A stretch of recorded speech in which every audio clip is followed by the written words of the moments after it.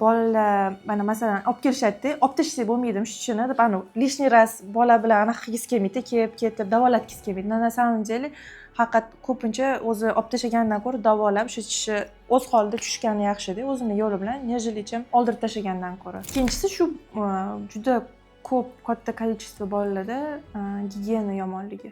Mana masalan, bolachalarda aytamiz, молочный sut tishi.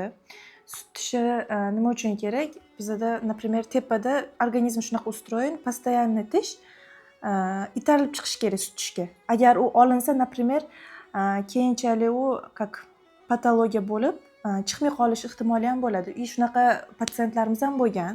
Например, 7-8 yosh bola oldi tishi yo'q.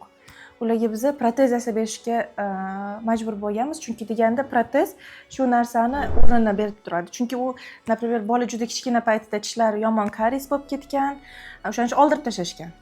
O'zini yo'li bilan tushmagan. Keyin tish chiqmagan. Doimiy tishi bo'lgan. Rentgen qilganimizda doimiy tishi bo'lgan, lekin chiqmagan tishi.